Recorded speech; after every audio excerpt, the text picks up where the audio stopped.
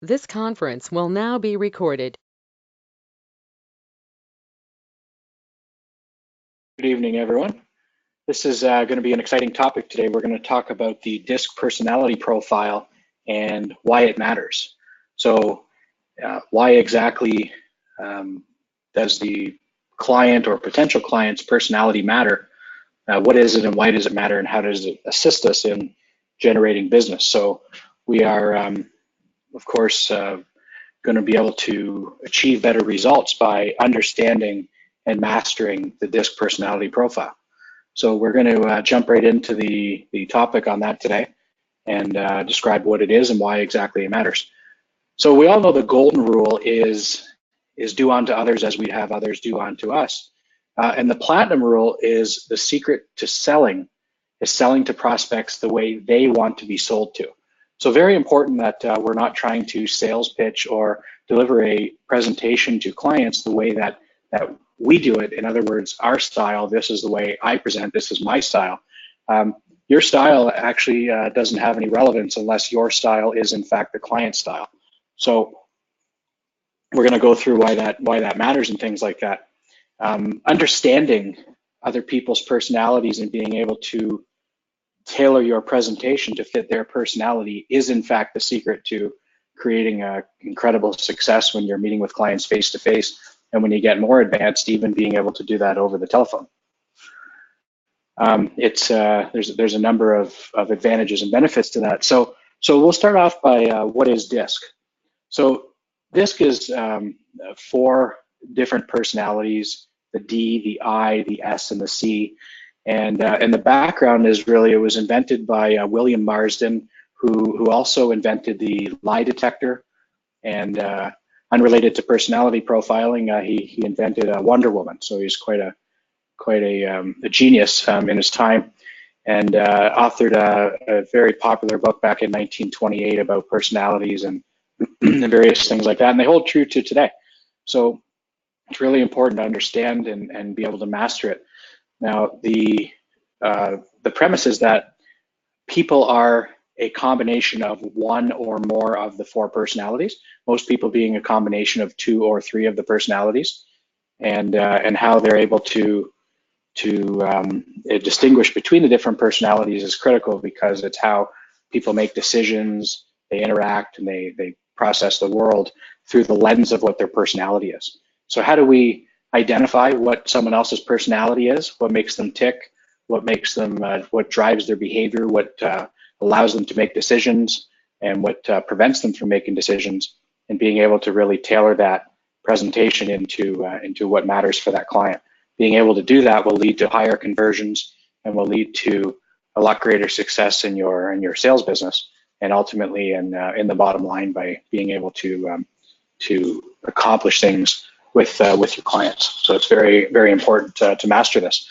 So we're going to start by really talking about the 4 different personalities. We're going to run through a bit of a slideshow presentation, and from there we're going to move into some more analysis on how to do it and really why it's important.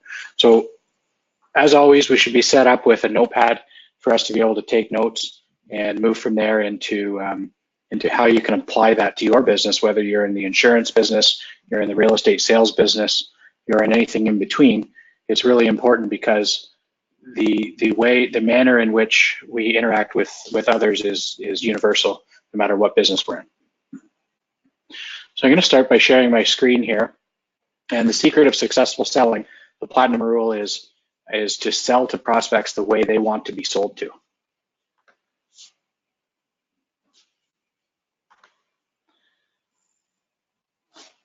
When you approach your audience, is to go slow and read your audience. And we're going to talk about how to do that. And we're going to break down the different personalities and how we're able to determine, based on what they're saying to us, what they're not saying to us, the body language they're exhibiting, and everything, in order to be able to profile what it is, what personality they are, so that we're able to tailor our presentation to them. Personalities are different. Different people require different approaches. Some of your prospects will need a lot of detail. Others want you to get straight to the point, and it's critical to know what that is. So your presentation becomes what they need you to be, as opposed to the way I always do it. Experience in a lot of ways is a great frame of reference to help us achieve things. We have a wide variety of knowledge, and in some respects, experience can be a detriment to us, where people start getting stuck in their ways, saying, well, this is the way I do things, or this is the way I've always done them. There's a very big negative if you go in thinking that you're going to present the way you always present. The most successful people are able to present the way that the client needs you to present to them. So here we talk about the DISC personality test. We're able to actually administer that. If anyone is interested in doing one on themselves, just reach out to us and we'll be able to point out exactly how you can take the test. The secret to successfully helping your prospect to make a decision the way they want to be helped, not the way you want to help them. You don't go in with a preconceived notion that this is the way that I need to be to them. You want to be able to read them and tailor it to how they need it. Go in slow and read your audience. The manner in which you deliver the information may be embellished for some and abbreviated for others. And this will all make sense when we start explaining the personalities and how it all intertwines with each other. Start slowly and determine which of these roads or which other in between will most effectively convert the particular customer.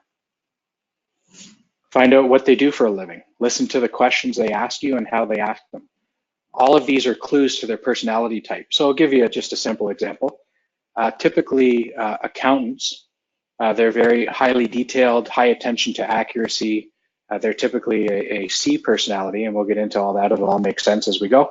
But how you approach an accountant, for example, is going to be very different from how you approach somebody that is maybe a CEO of a company who is used to making decisions very quickly. You're not going to get the same result from an accountant. So presenting to them very quickly may not satisfy what they are that they're looking for, because they're interested in the details, making sure that their decision is completely accurate. Or maybe some of the other personalities, people who are used to making quick decisions in military battles, they're typically a high D personality. Those high D personalities need to make decisions immediately and right away, and they're okay with not having all of the information in front of them when they make that decision. So, how you present to them is very, very different and very important. And if you present to them the wrong way, it's going to prevent you from being able to achieve the outcome. What we're looking to do here is not change completely the way you do business, but if you're looking at a situation where, you close between 4 and 6 people out of every 10 that you sit in front of, how do we get to 9 out of 10? And mastering this will get you to that point. So if you find yourself presenting to a D, speed up and get straight to the point. If you're talking to an I, I's are based on relationship. They're interested in people liking them, things like that. So you want to maintain a decently fast pace, but you want to chat with them to warm things up. With high C's and S's, you need to go much slower, making sure you get into all the details. And I'm going to give you an analogy here that just sort of a story, if you will, that will kind of bring it all into full circle. So on your piece of paper, if you want to write down D on the left column, D, and below it I, below it S, and below that C. So you just write DISC on the left side of your column. And I'm going to give you some personality traits of each one as I tell a story of a road trip. So if you're in a situation where you've got a high D, and they're going to be exaggerated for the purpose of learning. You have a high D, a high I, a high C, a high S, and a high C sitting in a room together, and one was contemplating a road trip. It might go something like this. The high D will step up from the table and go, okay, everybody, pack up your stuff. Let's go. We're heading out. We're going now. I'm going to go grab the car, and we're out of here in 2 minutes. Let's go. Hurry up. Get your stuff together, and we're heading out. We're going to take a road trip across the country. The I at the table is going to say, hey, that's a great idea. Woohoo, I'm in. Yeah, this is a lot of fun. This is great. They're going to hop in the car and forget to pack their luggage. So they're going to get in the car. They'll forget their suitcase. They're just in for the party, along for the ride. Your class clown, maybe they just want to have a great time, and the only thing that matters to them is that people like them and they're having fun. The S is gonna say, what do you mean, a road trip now? I can't go on a road trip now. I planned on having dinner at 5:30 p.m. and after dinner I have to wash the dishes, and after I do that, I had planned that I was going to watch Jeopardy. And when Jeopardy was finished, I was going to make a warm tea, and I was going to sip on that in front of the TV, and I was going to catch the 11 o'clock news, and at precisely 11:30, I was going to go to sleep, because tomorrow morning I have to wake up, and they have everything mapped out in front of them, and they didn't plan on going on this road trip, so they're not gonna want to go on this road trip because it hasn't been scheduled for 2 weeks in their calendar.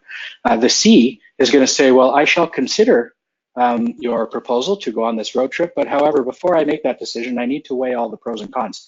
I need to see, where are we going, what the temperature is going to be like when we get there to ensure that I pack the right clothing. I want to make sure that if it's going to be cold, that I have sufficient jackets and mittens or whatever if it's going to be cold, and how many kilometers is it from our location here to where we're going, and how many kilometers do we get, or miles if we're in the States, how many miles per gallon do we get in our gas tank, and how many gas stations are along the way, and where are they located? What's the crime trends like in that area? Is it going to be safe where we're going? What is it that we're going to do? Do we have any idea? What's our plan? And they're going to weigh the pros and cons before they decide whether or not to get on in the car to go on the road trip. Now, while they're evaluating all of those things, the D is already checked into the hotel at the destination. They've already gotten the car, they've already driven full speed, and they speed really fast to get to the location, because the only thing that matters to the D is the final result. They forget about all the details. They don't necessarily pay attention to them along the way, and they can tend to get in trouble because they'll just ramp down on the gas to get there as fast as they can. They might get pulled over along the way. They'll be issued a couple of tickets. They're really okay with that because they figure they'll sort it out later. But the I in the car, they're going to speed too if they were driving. But the difference between the D and the I is going to speed really fast as well. And the reason they're going to do that is because it's fun. But and the way they see it is if they get pulled over by an officer, that's just a great way to meet a new friend. So they're looking forward to meeting that officer and becoming friends with them. They'll try and be friends with them when they get pulled over. The D's just going to say, give me the ticket, I got to go. The I's going to try and make friends with them. The C will never be in that position because they'll never speed. The S isn't even in the car to begin with, so they're okay that way. So we've got the 4 different personalities and how they intertwine with each other. Very important to note that no personality is better or worse than others, but that each personality has its strengths and has its weaknesses, and based on those personalities, that's when you start looking at an organization and saying, do I have the right people in the right spots doing the right things at the right time? Because you put a D in a highly detailed role, they're going to mess it all up. Matter of fact, they probably, even before they mess it up, they'll end up slamming the computer screen down and throwing it out the window before they get to the details. If you put an I in charge of doing anything, it'll never get done. If you put a C in charge of relationship managing, they'll scare everybody away from doing deals. And if you put an S in charge of doing things that are very fast, it'll stress them out and they won't be able to do it. So you need to put them in places that make the most amount of sense. Your D position, your driver, your high driver is going to be your rainmaker, your entrepreneur. They're going to create things out of nothing. They're going to drive things forward and achieve results, and that's all they're focused on. They're going to piss a lot of people off along the way because they're not really interested in how other people feel. They just want to focus, laser focus on getting the result done. Only thing that matters to a D is the results. What result does this produce? Tie it to the bottom line. Okay, what you're doing, is it making money? Did we make money doing this? That's what a D is going to care about. Worst thing you can do to a D, take advantage of them because they'll lose their mind, or if they think they're being taken advantage of, that's the worst thing you can do to a D. An I, for example, what motivates them is relationships. They want to be in the action. They want to be in the party. You could take a high I, drop them in the middle of a big gala event, and they'll bounce around like a ping pong in the gala, and they'll make friends with everybody under the sun. By the time the party's over, or the gala's over, or the dinner's over, every single person's going to remember the I in the room because they made great friends and with everything, with everybody, but nothing ever moved forward. So all that happened is they met a lot of friends, but from that point, it'll never be tied to a result. The worst thing you can ever say to an I is, I don't like you. Okay, then you run into an S. S's are very steady. They're very slow. They're very nurturing. When I say slow, I don't mean intellectually slow. I mean they're very slow and methodical in what they do. S's are key roles in managing offices. They're very key in relationship managing between others. People really like S's. They make them feel safe and secure. S's want to live safe and secure. They very much follow routine and order. The worst thing that you can do to an S is tell them to hurry up. You tell an S to speed up or hurry up, their anxiety level goes through the window and they don't know what to do. A C is very, very strong at the details. They're very strong at being correct. They're very strong at processes if you're in Canada. They're very strong at at maintaining order and effectiveness and efficiency, I always say that the C is the glue that makes things happen in an orderly fashion to prevent everyone from going to prison. They're the ones that make sure that the compliance documents are done. They make sure that everything is in neat order, and they're really the glue and the engine components, the parts that make everything work. Without the C in place, the D is going to come up with these great ideas, the I is going to have a lot of fun with it, and the S is going to manage a lot of people internally, but nothing ever gets done because without the C taking care of all the details, they're the ones that would, a deal will get done, and the D's would be the one that makes sure all the paperwork follows behind. So very high value in having a C in the organization. Worst thing you can do to a C is tell them they're wrong.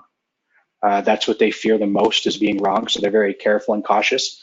This is interesting enough. When you have a very high C, they don't often volunteer a lot of information or speak up in a meeting, but when they do open their mouth, they're right. Very important, they don't think they're right. We all know people that just think they're right all the time. They don't think they're right, but in fact, they actually are right because they've evaluated it 7 ways from Sunday before they open their mouth because they don't want to be wrong. Okay, so these are all the different personalities and how they intertwine. So you can see that in order to run a business or in order to run a company or anything like that, we need to have all 4 of those personalities working in dynamic with each other. And it's really interesting because by nature, in and of itself, if you're high D, you can't coexist with a high S, because what's going to happen is the high D is going to want to kill the S, and the S is not going to want to be around the D because it stresses them out. The I and the C will drive each other mental because they're polar opposites, where the I is, and I would, if you have a swimming pool, they would run and jump in the swimming pool before checking to see if there's any water in it.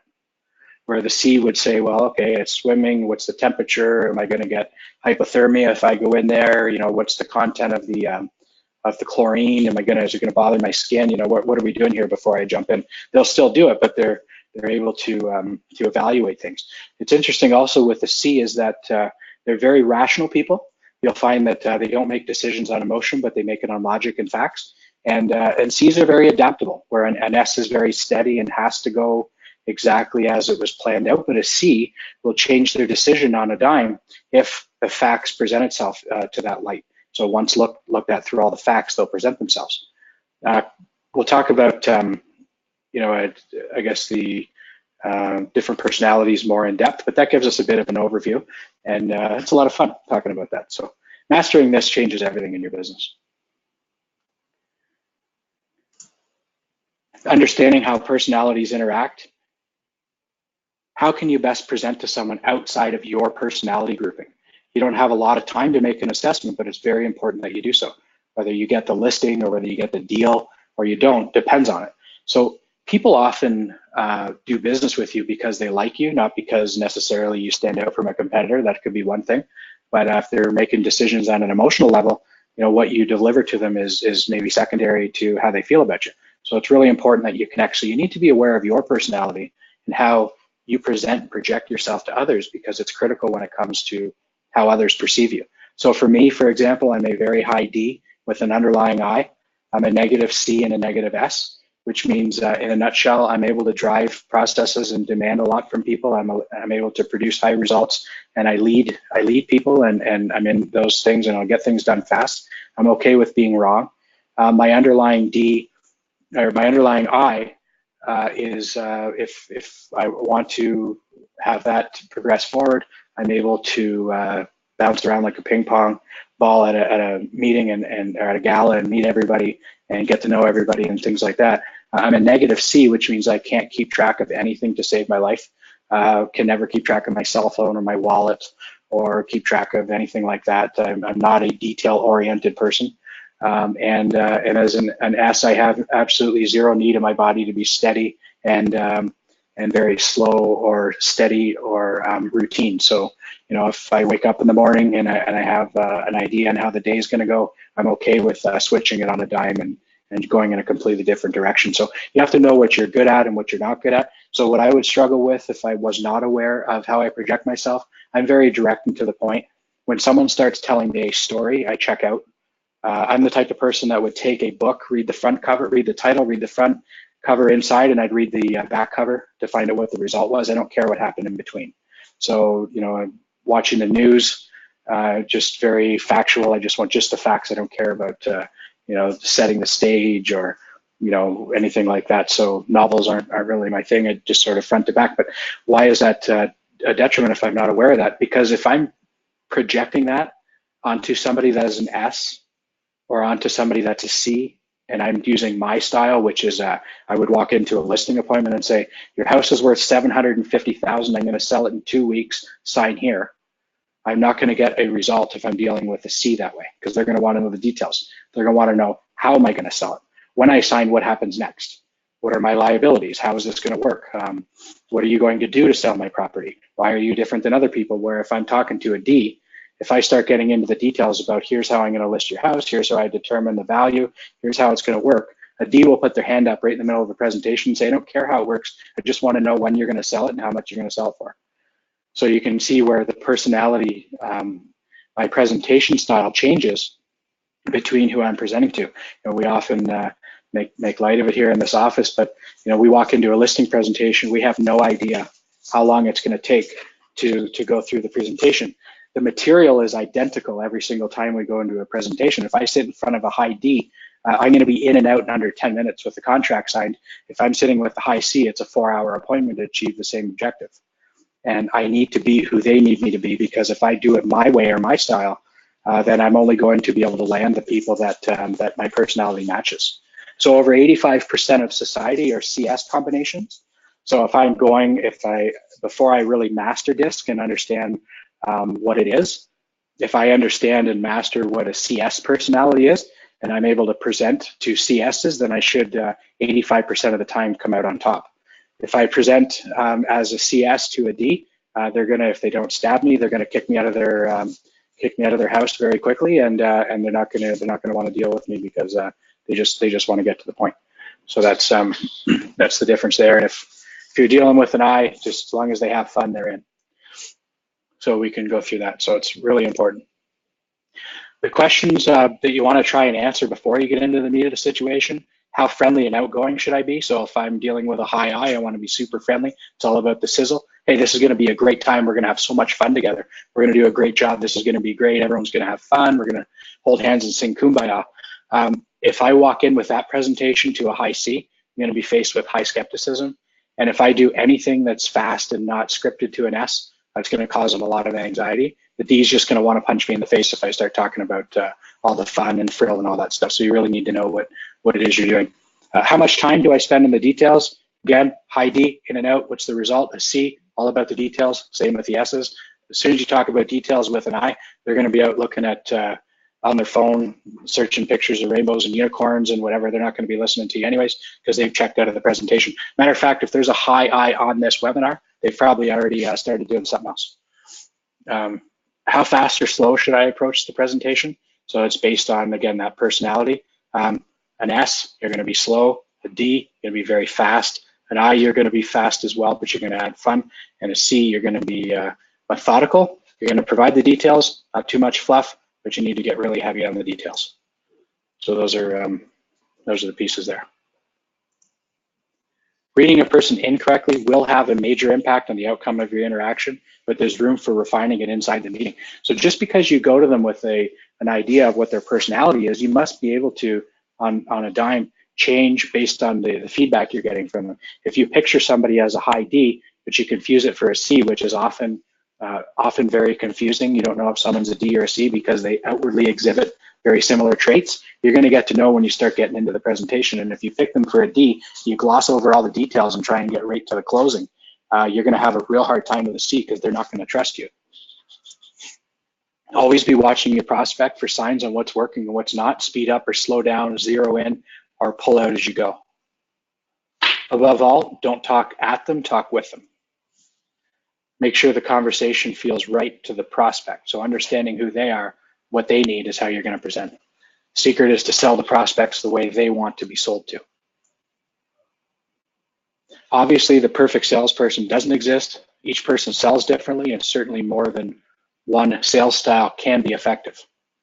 Each of us has a distinct style that we talked about, unique to our personality, and we tend to use it most of the time in sales situations. So under stress, And when we don't know exactly what we're doing, we will default to our strongest personalities. So we just need to be really aware of that.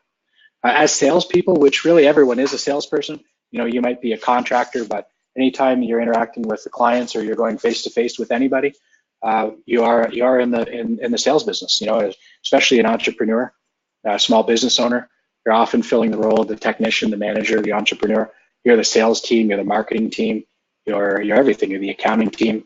So it's really important that we're able to understand what our personality is and understand that we don't want to sell to ourselves, but we want to sell to the customer. Making points and behaving in a manner that would lead us to buy is not necessarily the way the customer would make a decision. 3 out of 4 sales pitches, they're misguided because of that exact reason. Psychologists tell us that the average salesperson using his or her own style tends to make the wrong sales approach 3 out of 4 calls. And that's very true, because you're going to see that most people are a combination of personalities, and we're going to be wrong 75% of the time. Our prospects are individual as our fingertips. The fingerprints and their behavioral styles may differ drastically from ours. Successful salespeople must be experts at diagnosing all components of a selling situation: the market, the competition, the timing, the culture, especially the buyer. This is also interesting to note that just because a person is of one certain personality doesn't mean that they will maintain that same personality throughout the life cycle of doing business with us. For example, somebody may be a DI personality, but when it comes to making financial decisions, they become a C. And those are things to be aware of. So what gets somebody to make a decision at different points throughout the process changes and varies based on their individual personality. Personality impacts the way sellers and buyers communicate. Our objective here is to look at one particular facet of selling, how personality impacts the way sellers and buyers communicate with each other. We can generally view any sales effort from 2 broad dimensions. One is the process, so prospecting, preliminaries, presentation, commitment, and follow-up. The other one's the approach on how we implement that process.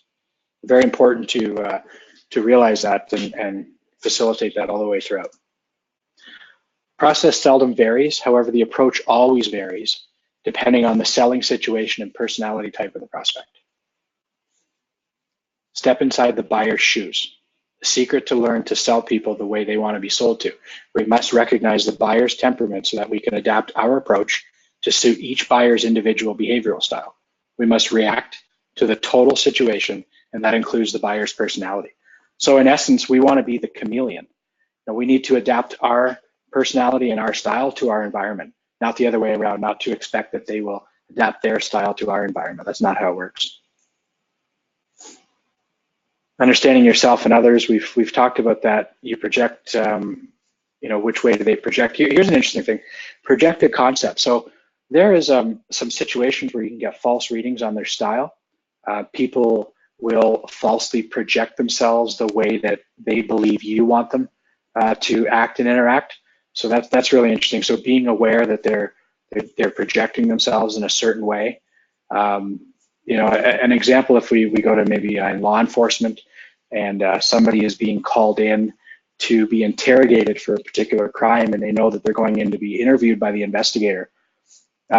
Most times they would have time to prepare for that, and if they go in for a crime that may be deemed morally unacceptable to the public at large, when they get inside that interview room, they will project themselves as a high I, very simply because they want the investigator to like them, regardless of what personality they are. They might start by saying, trying to be over friendly and overcompensating that and exhibiting a very high I behavior of being friendly and likable to try and cast doubt on the investigator that, how could I possibly have committed a crime like this? Look, I'm a really friendly, nice person. But when it gets down to it, they're not actually an I personality. Their personality could be something different. So you just need to be aware of a situation when you're in a sales role that when you go and meet the client, they may pretend to be somebody that they're not actually, but that they want to project to you. So there's ways you can see if it's a falsified personality approach or not. This is really big here, stereotyping. Okay, so I'm going to draw your attention to the last paragraph on the screen here. So stereotyping is a way of simplifying the task of making judgments about people. This tendency to simplify causes what psychologists call the halo effect. Once you've decided that a person is good, for example, it's very difficult to see anything bad about them. On the other hand, if you feel negatively towards them, you'll find it extremely difficult to see their good points. So we can give, without getting politically here, a very, very real, simple explanation of the halo effect. It doesn't matter right now in the current state of the United States. It doesn't matter to a hardened Democrat. It does not make a difference what Donald Trump says. He could say that, hey, I'm all for saving children. Hey, I'm all for saving the environment. Hey, I'm all for saving the whales. It doesn't make a difference. If you're a hardened Democrat, anything that comes out of his mouth is bad. So that's what we refer to as the halo effect. So if you feel negatively towards the person, you'll find it extremely difficult to see their good points. And it can also work the other way. If you see somebody as really good and great and wonderful, when they're doing bad things or things that aren't so great, it's very difficult to see those things. You're blind. You're blind to the negativity because you see that person as positive or negative, regardless of what they're doing and judgments. So why is this important? Okay, well, let's say that we're in a profession that generally people have a disdain for. So we're a car salesman, used car salesman. Maybe we're a lawyer on this webinar. Certainly a real estate agent, and somebody that one of our clients that we're going to be speaking with or interacting with on the telephone or maybe meeting face to face, once they find out we're a licensed realtor, it doesn't matter what comes out of our mouth after that when they have the halo effect, if they've gone through a particularly negative experience with past realtors. It doesn't matter how good our benefits presentation is or how much we talk about all the great and wonderful things we're going to do for them. They're not seeing any of the positive stuff if they're suffering from halo effect on the profession of real estate.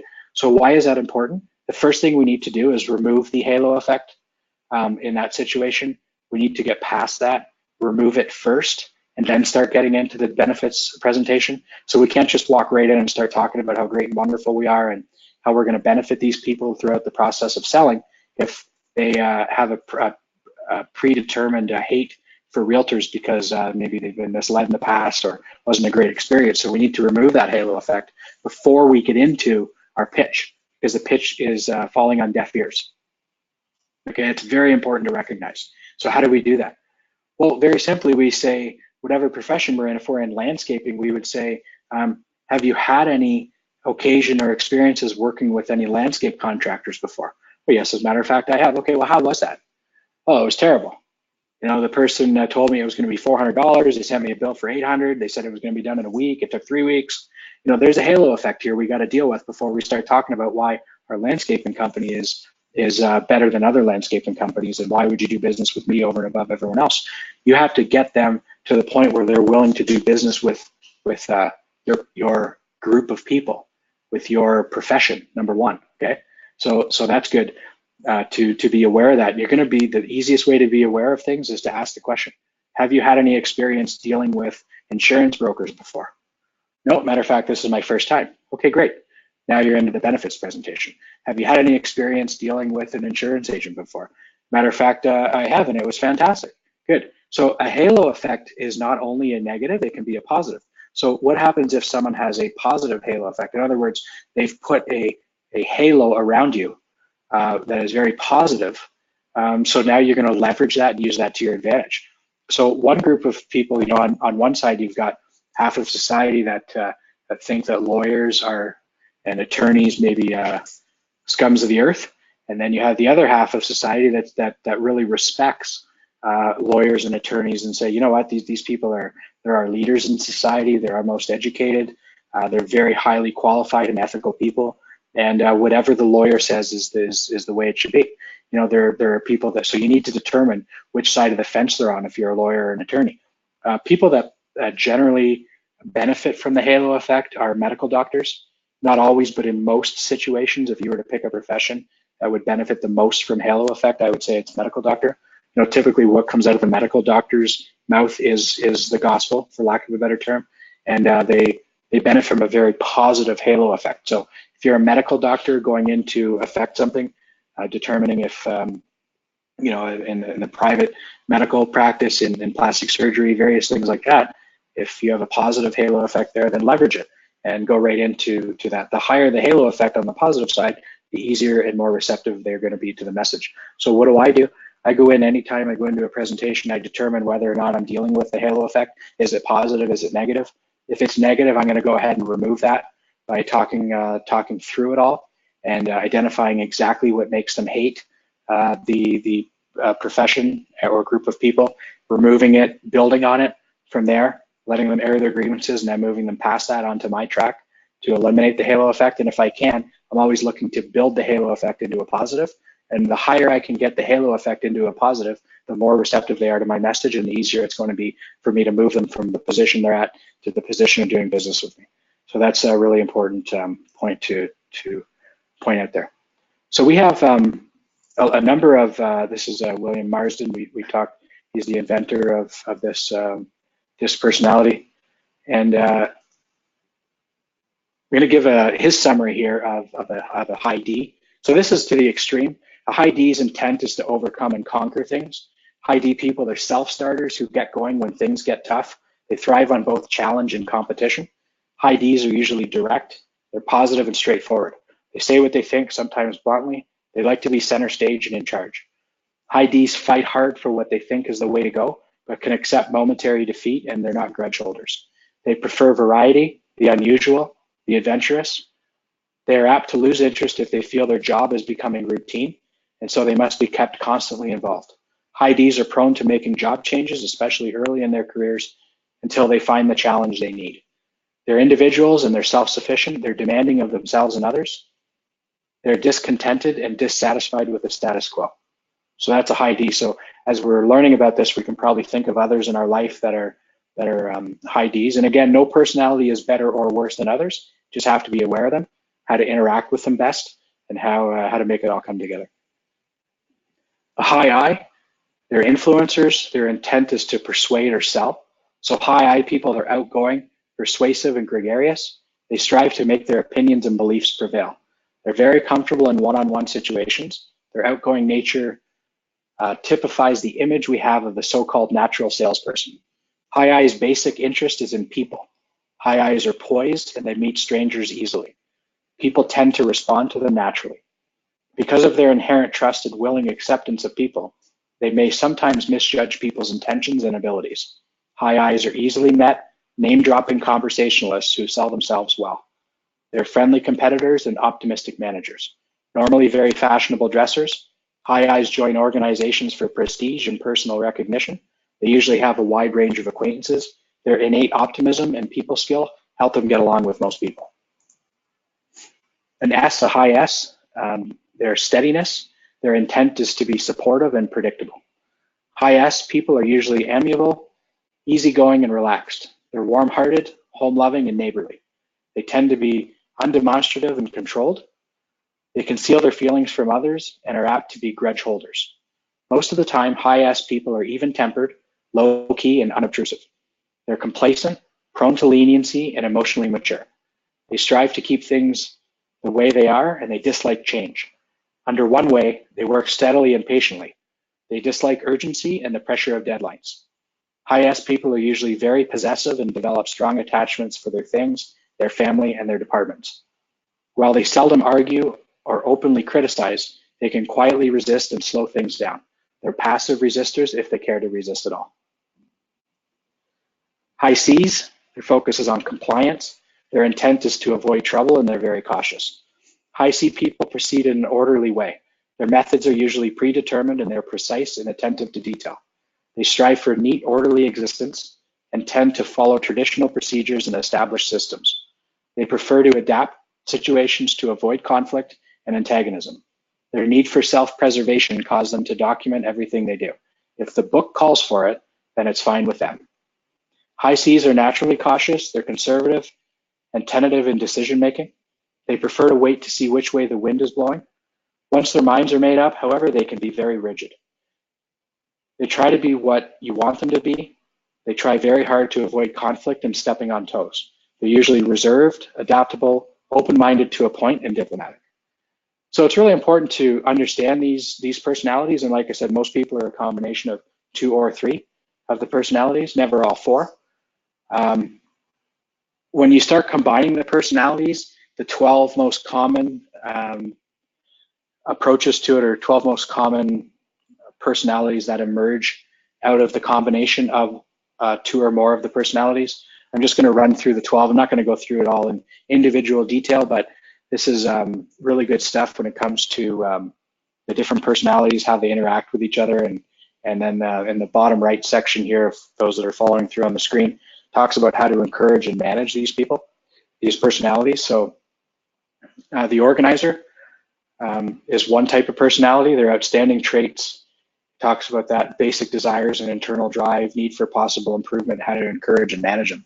Why this is really important is when you've identified what their personality is, it teaches you how to interact with them. You understand what their good traits are, what their bad, what their positive traits are, what their negative traits are, what they're good at, what they're bad at, and what they need to work on for improvement, and how to encourage and manage them. If you're running an organization, you're dealing with people with these different personalities. So it's really good. Again, this is all information that we have access to as members of VIP Access Home Center, and we can provide this information in more detail upon request. So I'm going to just go through quickly the 12 different common personalities when you mix the different personality traits. So number 1 is the organizer. Number 2 is the dictator. So we can all think of people in our world as we go through these. Personality 3 is the entrepreneur. And we have the motivator. We have the persuader, the promoter, the specialist, the investigator, the advisor, the adapter, the creator, and the perfectionist. So most of us fall into one of those 12 categories, if not a couple of them at different times. But they're not always absolute. So someone might be a perfectionist in one particular situation or scenario, but they're not in other situations. So that's it for that presentation. Let's go out and make some deals. So based on that knowledge, it's really the key to success is to understanding other people's personalities, understanding our personality, being able to adapt our projected personality to match the personality that your audience is. So really knowing your audience. When you hear that, know your audience, that's really important in understanding and presenting to them the way that they want to be presented to. Where it becomes a real challenge is you walk in and you're dealing with multiple clients at once, all with different personalities. How you have to, and that's a real art. You start talking to a room, or you start talking to 3 or 4 or 5 people at a table. They're all different personalities. So how do you make your presentation really fall in line with what they need you to do? And that's really where the mastery comes in, of hitting the brake and the gas and what to say and what not to say. And when you're addressing a certain person of a certain personality, you look at them when you're hitting on the positive points, and you sort of glass over and look at someone else when you're hitting on the negative points to that person. Because if you're looking a high D in the eye and you're providing them facts and details, they're going to want to crush your skull. And if you look at a high C in the eye and you start rushing through things to make them make a decision, they're not going to trust you. And so when you're looking at the D, you just say, hey, we're going to get this thing done real quick. When you look at the C, you're going to say, hey, we're going to make sure that it's very detailed and organized and orchestrated perfectly to be very precise. When you say to the S, you're going to say, throughout this entire journey, we're going to do things exactly how we should, exactly according to plan. I'm going to hold your hand through the entire process, and we're going to make sure that we do everything we're supposed to do. When you turn to the I, you're going to say, and during this whole thing, it's going to be a riot. We're going to have a blast. And as long as you can do that to the presentation in a masterful way to your audience, you're going to land a lot more deals, and it really is the secret to success in this business. So that's it from me today, and hope you guys enjoyed it. We'll open this up to any questions if there are any. I'm just going to look over in this here to see if there's any questions here. Ganesh, do we have any questions? Any questions? No? Okay. Thanks very much for your time, and go sell big.